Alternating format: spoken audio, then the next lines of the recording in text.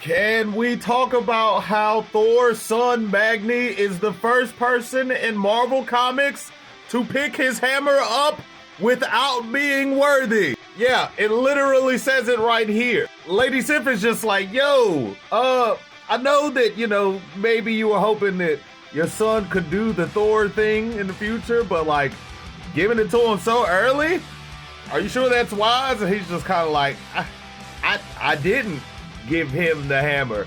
And bro's like, yeah, I thought it was a little bit heavier than the last time. And just like all of us, Amora's just like, but how? And Thor tells her, well, for anybody who's not worthy, Mjolnir is as heavy as it needs to be. But my son Magni is the god of strength, and he is also what he needs to be. Now, if I'm gonna be honest with y'all, this could have a whole lot of implications.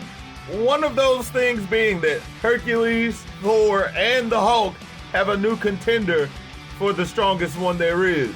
And that, like Thor, whatever he needs to do, whatever level of strength he needs to have, he will have. And this is something that Thor has expressed to us before as well. When Thor was having this conversation with Storm, and he says he can stand on anything, he can do anything if the need is there for it. And if I'm gonna be honest, I think this explanation is a lot more likely when we're talking about Thor's son Magni. And I'm gonna get a little weird with this one, but it's almost like that whole him being whatever he needs to be and having whatever power he needs to have is a direct trait that Thor passed to his son. And we clearly see that with him lifting the hammer. Now, sure, this Thor technically is not this Magni's real father, but a version of Thor that technically does not exist anymore's son. But that's really just semantics. For all intents and purposes, they are the same Thor.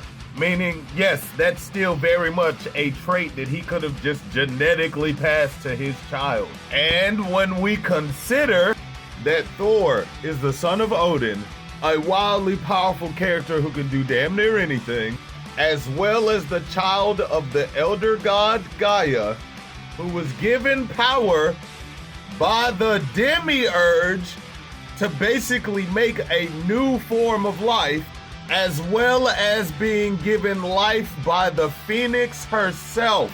I'm just saying, when we take Thor's physiology, the Odin force, now Thor force, the fact that he is also part elder god, as well as, probably some of that Phoenix rolled into there too, as well as being the child of Amora the Enchantress, yeah, I would imagine this dude would just be ridiculously overpowered.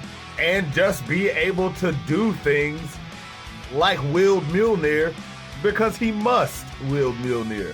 But what do you guys think? How y'all feel about Magni being back in the Immortal Thor run? And do you guys hope to see him stay around for a little while? Let me know down in the comments. I'm Amar Soti, and I'll catch y'all later.